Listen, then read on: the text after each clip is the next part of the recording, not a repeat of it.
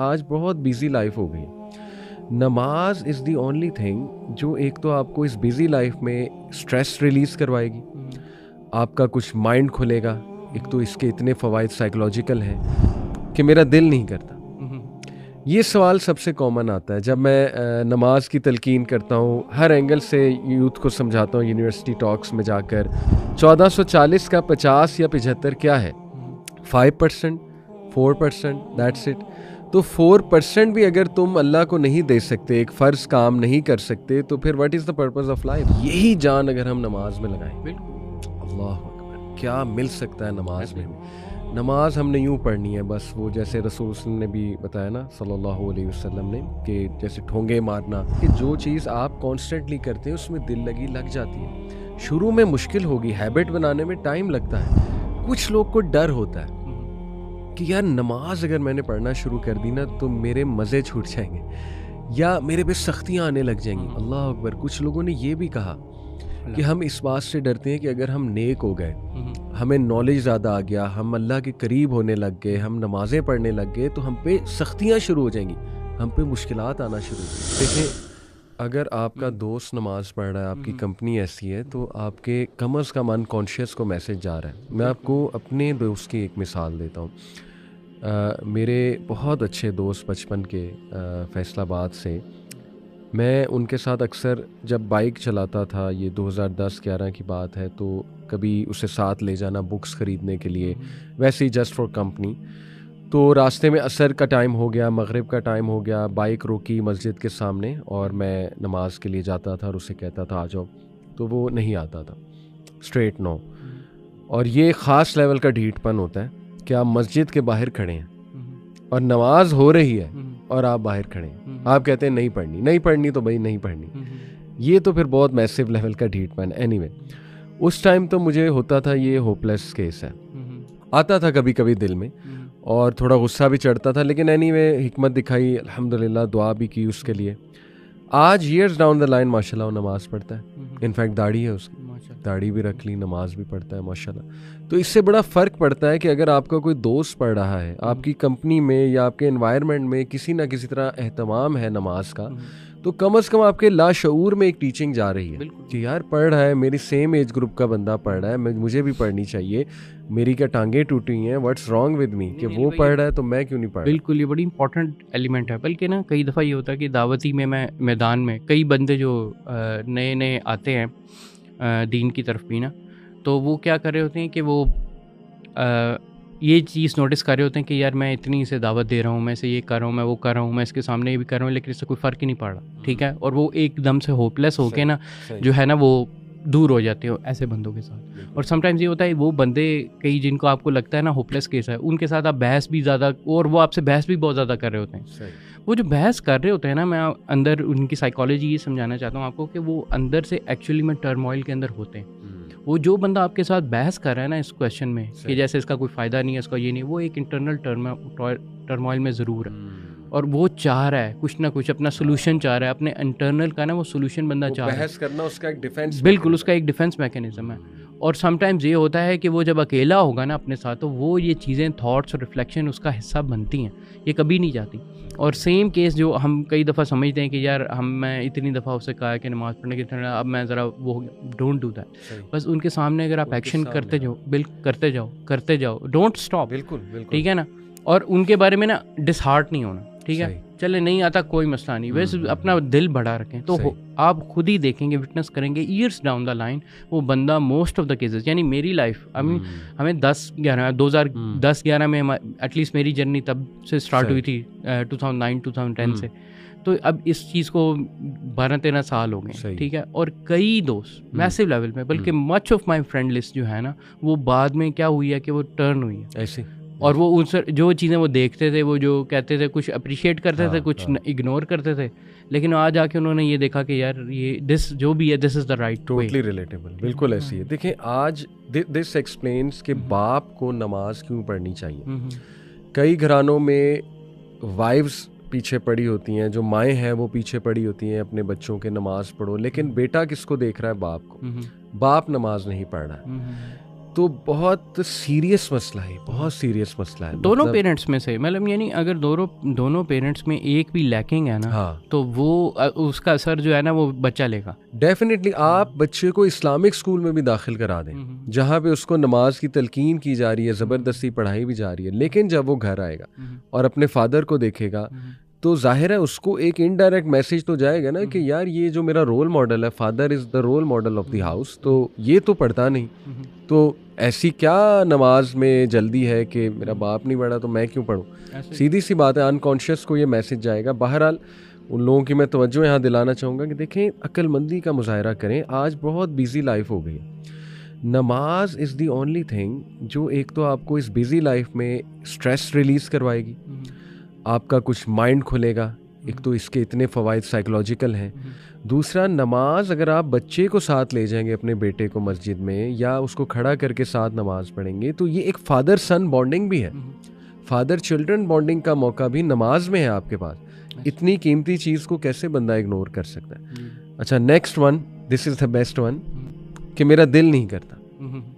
ये सवाल सबसे कॉमन आता है जब मैं नमाज की तलकीन करता हूँ। हर एंगल से यूथ को समझाता हूँ, यूनिवर्सिटी टॉक्स में जाकर कैलकुलेशन करके दिखाता हूँ कि 1440 मिनट हैं दिन में, तो देखो पर नमाज 15 मिनट लग जाएंगे, 10 मिनट लग जाएंगे, 50 से 60 मिनट की कमिटमेंट है दिन की, या 50 से चलो 75 मिनट, 5 टाइम्स सलाह। 1440 का 50 या 75 क्या है? 5%, 4%, दैट्स इट। तो 4% भी अगर तुम अल्लाह को नहीं दे सकते, एक फ़र्ज़ काम नहीं कर सकते, तो फिर what is the purpose of life? फिर हमारा जीने का फ़ायदा। लेकिन वो काउंटर आता है, वो इफ्स और बट्स बहुत है ना, काउंटर आता है कि नहीं देखें दिल नहीं करता, जब दिल करेगा तब पढ़ेंगे। इस पर आपने भी देखा होगा, बहुत कॉमन आर्गूमेंट है, और शायद आपने भी कभी ये आर्गूमेंट बिल्कुल हम दिया तो हम खुद भी इस तरह के आर्गूमेंट्स देते थे, बल्कि फिर आप काउंटर आर्गूमेंट भी देते हैं। ठीक है, आपने कहा पढ़ने का दिल करता है, तो यानी अगर बच्चा है तो उसको काउंटर कहते हैं सर नमाज का दिल नहीं करता, पढ़ने का दिल करता है। सही कहता है नहीं तो फिर क्यों पढ़ते हो? स्कूल जाने का दिल करता है, ठीक है ना, खाने मतलब ये नहीं, इस तरह ना जो कई चीज़ों समझ गए। तो we do a lot of things in daily life जो कि जो है वो दिल नहीं करता, लेकिन जो है वो दिल नहीं करता, लेकिन उसके बावजूद करनी चाहिए। और देखें, कई दफ़ा ये होता है कि हमें लॉन्ग टर्म किसी चीज़ के बेनिफिट नहीं समझ आते, और बच्चों को ये समझाना जो है ना वो इतना आसान नहीं है। और इसके लिए ना एक बड़ी इंपॉर्टेंट एक्सरसाइज जो है ना, वो बच्चों को ना नमाज का जो पर्पस है, मकसद है ना, इसको वो बार बार बताना कि वो क्या होता है। ठीक है, अल्लाह ताला से गुफ्तगू जो है, वो गुफ्तगू बहुत इंपॉर्टेंट चीज़ है। यानी इसके अंदर ऐसे एलिमेंट्स हैं नमाज के अंदर जो ना हमारे सामने एज अ यंग टीनेजर्स हमारे जहन में बिल्कुल भी नहीं थे। सही कि हम क्या कर सकते हैं नमाज के अंदर। बिल्कुल सही। हमारे जहन में एक रटे रटाए अल्फाज हैं और फिर उसके साथ एक्सरसाइज है। तो ये चीज़ को तोड़ना जो है ना, मैं समझता हूँ कि ये इसको अर्ली एज के अंदर ना इन आइडियाज़ को, इन एलिमेंट्स को रिमूव करना बहुत इंपॉर्टेंट बात है, स्पेशली दावत के अंदर। बिल्कुल ऐसी है। और ये जो आपने मिसाल दी, कई चीज़ें हम दुनिया में करते हैं, ज़िंदगी में करते हैं, जिनका दिल नहीं कर रहा होता, लेकिन you just have to do it. इसमें मैंने एक नौजवान अभी पिछले ही दिनों मुझे मस्जिद में मिला, और बड़ा अच्छा नौजवान था माशाल्लाह, बड़ी खैर थी उसमें, और बड़ा अच्छा उसने सवाल पूछा कि अली भाई मैं नमाज़ पढ़ना चाहता हूँ, लेकिन बीच में इनकन्सिस्टेंसी आ जाती है, कुछ दिन मस्जिद आता हूँ, फिर घर पढ़ना शुरू कर देता हूँ, फिर छूट ही जाती है, एक दो पढ़ लेता हूँ, उनका भी दिल नहीं कर रहा होता, तो क्या करूँ? देखिए, मैंने उससे कहा यार टू बी ऑनेस्ट, कोई मैजिक पिल नहीं है, कोई मैजिकल फार्मूला नहीं है कि मैं तुम्हें कहूँ ये कर लो तो नमाजें तुम्हारी पक्की हो जाएंगी। ये सवाल बिल्कुल इसी तरह है कि तुम मुझसे पूछो कि अली भाई जिम जाने का दिल नहीं करता, तो देखिए मैं क्या आंसर करूँगा, जनरली मैं क्या आंसर करूँगा कि यार force yourself, come on, get discipline, get into shape. उसके फ़वाइद जहन में लाओ जिम जाने के, किसी दोस्त को साथ मिला लो जो तुम्हें जिम ले जाए, कोई पार्टनर साथ रख लो, कोई रिमाइंडर्स लगा लिया करो कि मैंने जिम जाना है, ऐसी वीडियोस देख लिया करो जिससे यही तरीके है ना, करना पड़ेगा। इसीलिए तो ये नफ्स के ख़िलाफ़ जिहाद है, नमाज़ पढ़ना, इसके लिए सब्र चाहिए, इसके ख़िलाफ़ नफ्स के ख़िलाफ़ जिहाद करनी पड़ती है, और इसीलिए इसका रिवॉर्ड है। जन्नत आसान तो नहीं है। देखिए, ये ऐसी है कि एक बंदा कहे जी कि मैं जिम में एंटर हुआ और बीच में कोई मशीन नहीं आई और एग्जिट हो गया और बॉडी बन गई, ऐसा कैसे हो सकता है? दुनिया में आप आए हैं तो मुश्किलात आएंगी, आपको डिस्ट्रैक्शंस आएंगी, उन डिस्ट्रैक्शंस के खिलाफ जिहाद करके ही तो नमाज पढ़नी है। तो कोई मैजिकल फार्मूला नहीं है, मैजिकल किसी भी चीज़ का। आप अगर कोई स्किल एक्वायर करना चाहते हैं, आप प्रोग्रामिंग की स्किल एक्वायर करना चाहते हैं, आप कोई कारपेंट्री की स्किल एक्वायर करना चाहते हैं, आप you have to go through the process. बिल्कुल सही। अगर आप वो करेंगे, वो रिफाइनमेंट करेंगे, फिर ही उसका एंड रिजल्ट आपके सामने आएगा और फिर उसी चीज़ें से दिल लगी होगी। और याद रखना चाहिए कि कोई भी एक्शन जो होता है इंसान का, that is motivated by 2 factors, either hope and दूसरा है फियर। ज़बरदस्त। ठीक है, अगर एक चीज़ आपको होप दिलानी चाहिए तो समटाइम्स चले होप हमारा मोटिवेटर नहीं बनती, स्पेशली उन लोगों के लिए जिनके लिए वो फॉर एग्जांपल हमेशा कोई ना कोई पॉजिटिव चीज़ ढूंढ रहे होते हैं कि भाई ये पॉजिटिव है। नहीं, उसको फिर हमें नेगेटिव मोटिवेशन भी देनी चाहिए और उसमें ये बताना चाहिए कि भाई नहीं करोगे तो ये होगा आपके साथ। ठीक है, और एटलीस्ट मैं अपना बताता हूँ, मेरी स्टोरी कुछ इस तरह थी कि मेरे लिए पॉजिटिव मोटिवेटर मेनली चंद चीज़ें थी शुरू में। ठीक है, हम वैसे ही अम्मी अब्बू के कहने पे नमाज़ पढ़ लेते थे। मैं मगरिब की नमाज़ पढ़ लेता था। मगरिब की नमाज़ इसमें ना बड़ी अजीब सी साइकोलॉजी मेरे सबसे आसानी से वो पढ़ी जाती थी, क्योंकि ना एक चीज़ होती है जिसे कहते हैं मिडनाइट डिप्रेशन, एक किस्म की ना, मिडनाइट तो नहीं सॉरी, मतलब यानी मगरिब के वक्त ना जो ग्लूमी सा मौसम हो जाता, वो ज़ाहिर हो जाता ना, तो वो काफ़ी ना मेरे लिए एक थोड़ा सा वो था, तो उस मेलनकॉली वाला टाइम, मैं उस मेलनकॉली को दूर करने के लिए ना, वो मेरी मगरिब की नमाज़ सबसे रेगुलर नमाज जो मेरी ज़िंदगी में रही है ना, वो मगरिब की रही है। सेम, और वो मगरिब में ज़रूर पढ़ लेता तो मगरिब के अलावा ना मैं बाकी नहीं, क्योंकि मुझे वो मेलनकॉली का जो रिमूवल है ना, वो एक किस्म का वो मुझे वहाँ मिलता था। तो मेरे लिए एक ये चीज़ होती थी। ठीक है, मैंने देखा कि मैं एक नेगेटिव चीज़ को जो है ना वो एक किस्म का दूर कर रहा हूँ, और समटाइम्स मेरा फोकस होता नहीं होता वो ये चीज़, वो लहदा की वो बात की बात थी। फिर हुआ ये कि इवेंचुअली ना मैं फेस हुआ इस इन्फॉर्मेशन के साथ कि अगर आपने नमाज़ छोड़ी तो मतलब यानी उसके कॉन्सिक्वेंसेस काफ़ी बुरे हैं। तो अभी हम आते हैं उस पर डिटेल में इंशाल्लाह डिस्कस करेंगे। लेकिन वो जब मैंने वो चीज़ को लिया ना अपने लिए कि अच्छा यार मैं तो मुसलमान हूँ, ठीक है ना, मुसलमान के लिए मिनिमम रिक्वायरमेंट जो है ना वो एटलीस्ट ये नमाज है। ठीक है, तो वो जो मिनिमम रिक्वायरमेंट्स वाली मैंने अपने जहन में थिंकिंग लेके आया, और फिर जो है ना वो मैंने नमाज का जो है ना वो एक्ट करना शुरू किया एज आ मतलब यानी वो कॉन्सिक्वेंशली।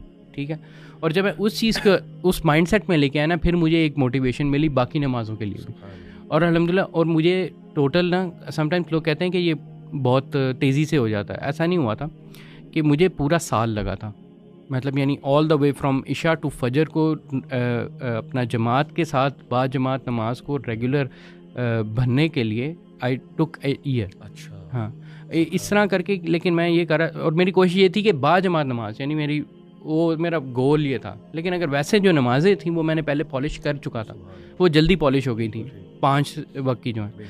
लेकिन उसको जमात के साथ करना ना, उसको मुझे इट टुक एन ईयर। और स्पेशली जो लास्ट नमाज थी ना वो फजर की थी, जो कि मेरी जमात के साथ जो है वो बिल्कुल अलाइन हुई। लेकिन ये प्रैक्टिस के साथ की थी। लेकिन ये सारी जो चीज़ थी ना, इसमें ये 2-3 मोटिवेशन इन्वॉल्व। देखें, आपने एक जुमला कहा कि जो चीज़ आप रेगुलर करोगे, मास्टर करोगे, उसमें दिल लगी आ जाएगी। This is it. अगर यूथ इसको समझ ले, और समझती है, टू बी ऑनेस्ट, दुनिया के हर काम में वो समझते हैं ये चीज़। नमाज की जब बात आती है तो बस वो एक शैतान भी पीछे लगा हुआ है, वो भी वसवसा डालता है और इफ्स और बट्स बहुत आ जाते हैं। लेकिन दुनियावी तौर पे आपको बिल्कुल पता है, आप जिम जाते जाओगे, जिम को मास्टर करोगे, सही एंगल से एक्सरसाइज करोगे, आपके मसल्स को फ़ायदा होगा। आपके मसल्स तब तक नहीं बनेंगे जब तक माइंड मसल का कनेक्शन नहीं है। मैं जिम अक्सर जब जाता हूँ तो एक भाई को मैंने देखा, और माशाल्लाह he is a lovely brother. Allah ताला उसको मज़ीद तक़वियत भी दे एक्सरसाइज करने में भी और इंशाल्लाह नमाज़ पढ़ने में भी। बट एनीवे, आई सॉ कि he was doing biceps exercise with such खुशू खुजू कि मैं एकदम से ना मतलब उसको देखकर वो क्या कहना चाहिए, एक डीप थॉट में चला गया कि सुभान अल्लाह। और मैंने माशाल्लाह भी कहा कि कितने फोकस से ये बाइसेप एक्सरसाइज कर रहा है। लेकिन टेक्निकली आप देखें, जिम की जितनी भी एक्सरसाइज है ना, वो पेनफुल है। हाँ, ठीक है ना, but you have to take that pain. मुझे याद है कि मैं जब जिम गया था ना फर्स्ट डे, उस ट्रेनर ने मुझे बताया कि आप इसको ये ना सोचें कि आपने मतलब यानी ये आपका कोई गोल है, आपने पतला होना है, मोटा होना है, जो मर्जी होना है, ये इसके बाद जो आप छोड़ देंगे, इसको समझें कि ये अब आपका लाइफस्टाइल। क्या बात है, ये आपका लाइफस्टाइल, दिस इज इट, ये mindset, this is your lifestyle. इसके बगैर आप मर जाएंगे। हाँ, तो उसने वो जो माइंडसेट बनाने की कोशिश की ना शुरू में, कि इसको अपना लाइफस्टाइल बनाए कि जी ये जिम आना जो है एक बंदे को वैसे ही चाहिए, उसकी हेल्थ का जो है हिस्सा है। और बेशक उसमें पेन होती है तो फिर हम ना वो इस तरह की मोटिवेटेड किस्म की जो है ना वहाँ पर बहुत ज़्यादा एक दूसरे को सेंड करते थे, जैसे नो पेन नो गेन, ठीक है ना। और ये वाली चीज़ें अब वो ये है कि वो आप अगर गौर करें ना, ये जो जिम बॉयज़ होते हैं जितने भी हैं, they are locked into this. वो और उनके यहाँ वो पेन होती है, they are in love with it. हाँ, यानी उनको डिप्रेशन होती है, अगर वो जिम ना जाए उनको डिप्रेशन होती है, जो भी है बिल्कुल ऐसा ही है। हाँ। अब देखें जिम की बहुत क्लियर एक मिसाल है। अब ये जो ये इस तरह की जो फिजिकल पेन है, नमाज की तो जीरो फिजिकल पेन है इस किस्म की। और इनके यहाँ बाकायदा वो अपने अपने मसल्स को स्ट्रेस टेस्ट करते हैं, ये करते हैं, हालांकि वो फुल बफ भी हो जाते हैं, लेकिन उसके बावजूद जो है ना वो जिम नहीं छोड़ते। बिल्कुल ठीक है, क्योंकि वो लुत्फ आ गया। हाँ, और उसके अलावा अपनी डिप्रेशन के जो कई लोग जो है अपनी डिप्रेशन को डील करने के लिए यहाँ पर जाते हैं, बाकी सारी चीज़ें करने, मतलब यानी वो सारी चीज़ें जो बंदे को एक किस्म का नमाज से गेन करनी चाहिए ना, वो टेक्निकली ऑलरेडी वो जिम के जरिए जो है ना वो गेन कर रहे हैं। Exactly. And this is a weird phenomena. और ये जो भी स्पेशली जो जिम गोइंग है ना, उसके पास तो कोई एक्सक्यूज नहीं है नमाज छोड़ने के। वो तो ऐसा रिलेट कर सकता है ना, जैसे मैंने आपको बताया कि वो जो भाई था वो भी आके शुरू में आके वो जिम शूज छोड़ो, वो तो अपने पूरे कपड़े चेंज करता है। यस, ठीक है, जिम तैयार होकर आता है, हाँ, खुशू खुजू के साथ आता है, जो जिम का खुशू खुजू है। एग्जैक्टली, तो वो बकायदा जिम कायम करता है। ठीक है ना, कायम करता है, नमाज कायम करने का हुक्म है, वो जिम कायम करता है। देखिए मैं आपको बता रहा था कि उस भाई को जब मैंने ये बाइसेप का जो करते हुए देखा, अल्लाह अकबर, इतना खुशू खुजू, आई वाज डीपली इम्प्रेस्ड।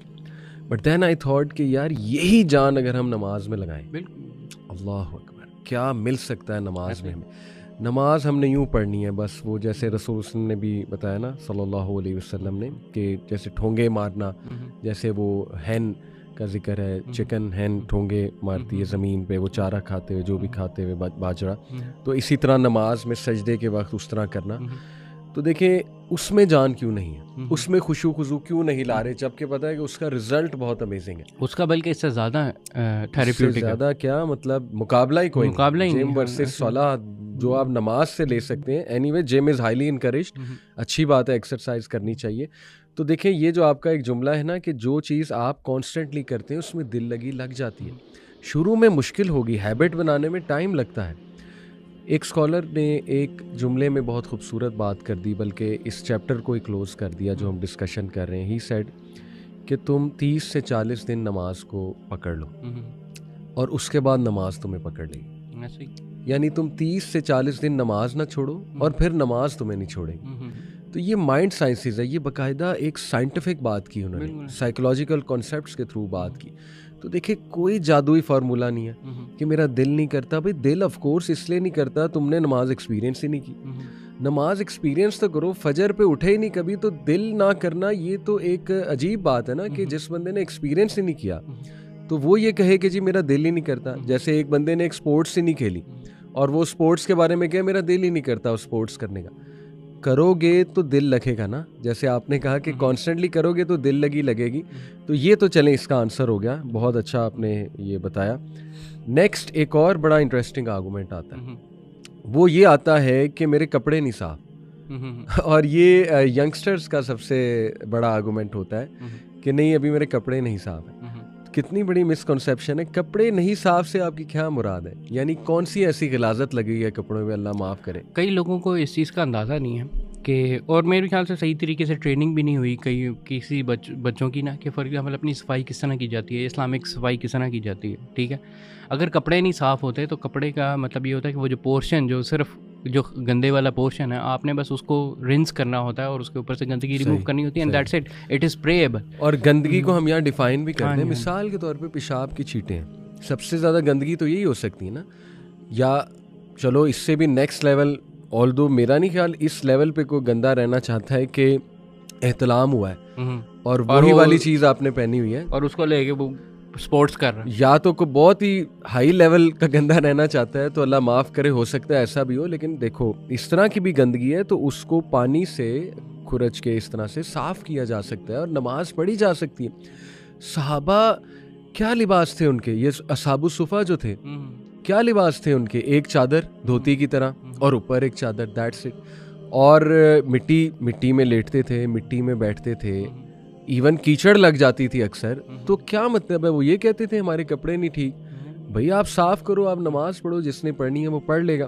तो ये भी एक बहुत ही अजीब आर्गूमेंट है। वो ये जो आपने शुरू में बड़ी ज़बरदस्त बात की थी, देखें कि ये कंपाउंड इफेक्ट जब होता है ना, one argument leads to the other, then another. शुरू यहाँ से होता है कि यार आई एम टू डर्टी, मैंने नमाज पढ़ के क्या करना, मेरी तो लाइफ ही बहुत गंदी है। फिर ये आ सकता है कि नहीं यार बूढ़े होके पढ़ेंगे, अभी क्या फ़ायदा, जवानी में कौन नमाज पढ़ता है, देखी जाएगी। फिर ये भी आ सकता है कि यार मेरा अल्लाह से एक स्पेशल ताल्लुक है, तुम मेरे और अल्लाह के दरमियान में ना हो। फिर ये भी आ सकता है ना कि यार कोई भी नहीं पढ़ता तो मैं क्यों पढ़ूं, और so on and so fourth, कपड़े नहीं ठीक या दिल नहीं करता। इसी तरह एक और आर्गूमेंट आता है कि जैसे मैंने किसी को कहा यार नमाज पढ़ो, जैसे मेरा एक दोस्त है, मैंने उसे कहा यार नमाज पढ़ा करो।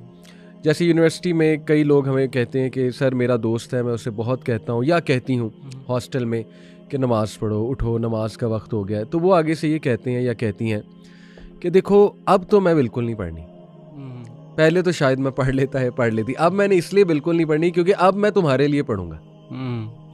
ये भी नेक्स्ट लेवल। देखें शैतान जो है वो कहाँ से पकड़ता है। कहता मैं अपनी नीयत नहीं खराब करना चाहता। मैंने नीयत नहीं खराब करनी। हज़रत अली जो है ना उन्होंने उसको मारना छोड़ दिया, उस बंदे को। अब तुम आ गए हो मेरे दरमियान में, मेरा ग्रज आ गया।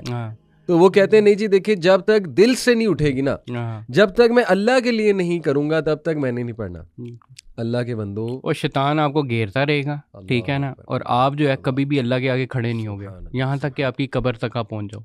रहमतुल्लिल आलमीन नबी अकरम सल्लल्लाहु अलैहि वसल्लम, कोई शक नहीं, दुनिया के सबसे रहमदिल इंसान, दुनिया के सबसे प्यारे इंसान हमारे नबी, इंसानियत से शदीद शदीद शदीद मोहब्बत करने वाले।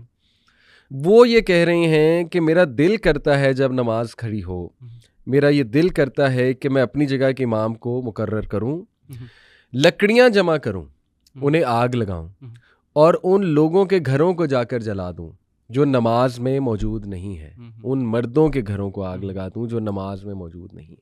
अब इसके बारे में आप क्या कहेंगे? नाउज़ बिल्लाह आप ये कहेंगे कि नहीं, नबी सल्लम जब किसी सहाबी को जाकर कहते होंगे कि आपने नमाज क्यों नहीं पढ़ी, सहाबी नहीं किसी आम बेडविन को जाकर, सहाबा तो माशाल्लाह वर वेरी रेगुलर, किसी आम बेडविन को जाकर कहें कि आप नमाज में मौजूद नहीं, नमाज में आया करो, तो आगे से ये कहेगा कि आप मुझे नबी सल्लम ने कह दिया, अब तो मुझे नहीं आना, पहले तो मैं अपनी नीयत से आ रहा था, अब तो नहीं आऊँगा। और भाई अच्छी बात है, आपको किसी ने कह दिया तो इसी बहाने पढ़ लो। तो ये भी देखे कितना बड़ा, अल्लाह माफ़ करे बस हम देखें। और जो भी बताने वाला है ना आपको, वो अल्लाह के नबी का ही पैगाम आपको पहुँचा रहा है, और आपका जो करना है वो एक किस्म का अल्लाह के रसूल को फॉलो करना है। एग्जैक्टली। देखिए इस तरह तो फिर हर चीज़ में आर्गूमेंट आ सकता है ना। जैसे मिसाल के तौर पे आप कोई चोरी करने लगे, आपका दोस्त आपको कहे चोरी ना करो, आप कहें अब तो मैं करूँगा क्योंकि अब इसने कह दिया, पहले मैंने छोड़ना था अल्लाह के लिए, अब चूंकि इसने कह दिया अब मैंने नहीं छोड़ना। फिर तो हर बुराई में आप वो आर्गूमेंट ला सकते हैं ना। अच्छा, एक और आर्गूमेंट जो है वो आता है यहाँ पे, वो ये है, ये भी बड़ा अजीब आर्गूमेंट है और ये चूँकि मैंने कई लोगों से सुना है इसलिए मैं चाह रहा हूँ इसमें हम डिस्कशन करें। वो ये है, कुछ लोग को डर होता है कि यार नमाज अगर मैंने पढ़ना शुरू कर दी ना तो मेरे मज़े छूट जाएंगे या मेरे पे सख्तियाँ आने लग जाएंगी। अल्लाह अकबर। कुछ लोगों ने ये भी कहा कि हम इस बात से डरते हैं कि अगर हम नेक हो गए, हमें नॉलेज ज़्यादा आ गया, हम अल्लाह के करीब होने लग गए, हम नमाज़ें पढ़ने लग गए, तो हम पे सख्तियाँ शुरू हो जाएंगी, हम पे मुश्किलात आना शुरू हो जाएंगी। ये आर्गूमेंट कहाँ से स्टेम किया? What do you think? फिर मैं इस पे थोड़ी रोशनी डालता हूँ। ये है ना वो इग्नोरेंस इज ब्लिस एक किस्म का, वो इसको इस तरह लेके आते हैं, कहते हैं कि भाई अगर हमें नहीं पता ना तो हमारी पकड़ भी नहीं होगी। अल्लाह अकबर। और ये सोच के जो है ना वो जो है इसमें ना वो आते हैं इसमें आके, और जानबूझ के, पहली बात ये है कि इनको ये समझा दे कोई बंदा जो भी जानबूझ के अपने आप को इग्नोरेंट रखेगा ना, वो उसकी तो पकड़ लाजमी है। ठीक है। एक है कि चलो ठीक है, एक बंदे को वैसे नहीं पता, उसके सर्कमस्टांसेस ऐसे थे, ये चीज़ नहीं जानता था, उसके लिए ये बातें नहीं हो रही, ठीक है ना, ये सिर्फ उसके लिए हो रही हैं जो कि क्या कहते हैं कि जो अब जो कि नहीं अप्रोच कर सकता ऐसी इन्फॉर्मेशन को। सही बात। लेकिन आप कर सकते हैं, आप अगर चाहें आप ये कर सकते हैं, आपकी तो पकड़ डबल हो जाएगी फिर। अल्लाह। जो आपको पता था कि आपके पास ये रिसोर्सेज हैं, ये चीज़ें, और आपने जानबूझ के यूटिलाइज नहीं की इस सोच के साथ कि अल्लाह ताला मतलब यानी ये नहीं, वो अज़ाब आप अपने ऊपर एक किस्म का डबल कर रहे हैं। ठीक है। एक तो नेगेटिव मोटिवेशन इसके लिए ये दी जा सकती है। दूसरी ये है कि देखें, जो भी बंदा नमाज या ये चीज़ें रोज़ा करना शुरू करेगा उसके लिए फ़ायदे ही फ़ायदे हैं। अल्लाह ताला ने कहा है कि आप ज़र्रा बराबर भी अच्छा करते हैं आपको इसका रिजल्ट मिलेगा। जब आपको पता है कि जब आप इसमें जितना भी ऐड होंगे या ऐड करेंगे उसका फ़ायदा ही फ़ायदा है, उसका नुकसान कोई है ही नहीं। ठीक है। और छूट जाने पे चलो फ़र्ज़ करें आपने छूट गया, तो अल्लाह ताला ने क्या कहा, अल्लाह ताला के लिए की सबसे बड़ी इबादत जो है वो तौबा करना है, तौबा करके वापस आना।